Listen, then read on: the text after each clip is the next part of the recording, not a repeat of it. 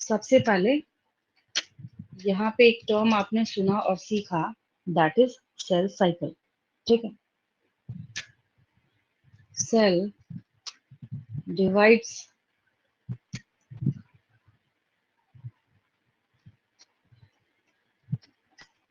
divides into two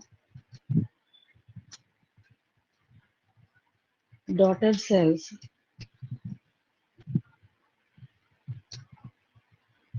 by cell division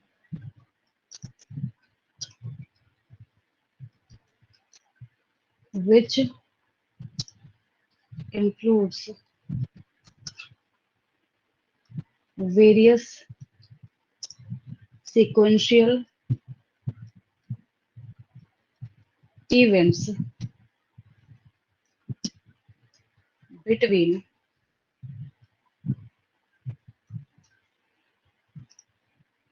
two M phases.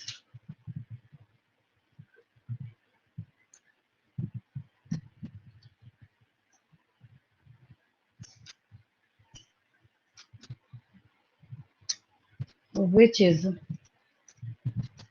termed as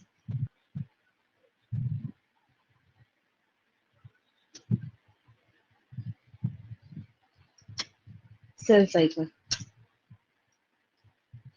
मतलब ये क्या है, ये एक सीक्वेंस को यहाँ पे शो करने का काम करता है, और इसके ऊपर एक बार आप चेक कर लेंगे, आपको हर ऑल्टरनेटिव ईयर में एक न एक क्वेश्चन आपको इससे देखने को मिलेगा।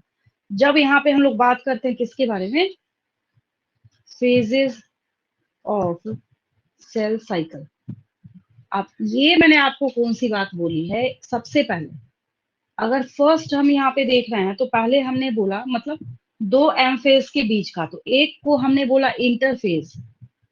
इंटरफेज के विद इन ब्रैकेट में यहाँ पे लिख देती हूँ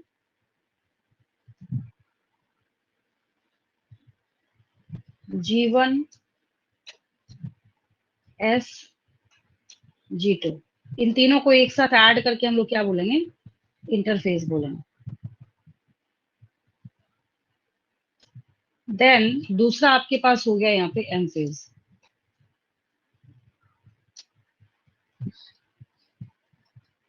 ठीक है, ये मैं आपको इतने देर से समझा रही हूँ। ये आपने क्या किया यहाँ पे, अगर बेसिक यहाँ पे बात करी जाए तो दो है आपके पास, एक है इंटरफेस जिसमें G1 plus S plus G2 है, और एक है आपके पास एम फेज। और करके मैं एक और चीज बता दूं आपको, अगर आपको ऐसे नहीं दिया गया है ऑप्शन, अगर आपको सिर्फ चारों के बीच में दिया गया है तो मैं क्या करती हूँ यहाँ पे ऐसे और लिख देती हूँ। और एक और तरीका है, अगर आपको चारों को सीरीज में करना है तब आपके पास एक ही तरीका है, आप कीजिए G1 S then G2 then M।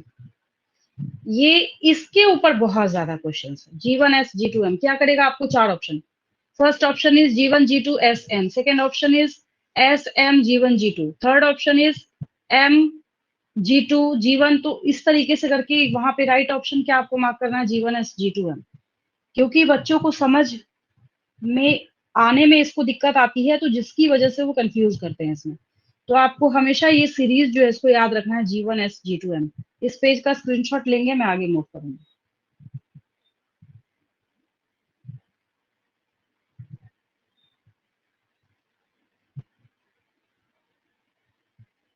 Yes ma'am, done.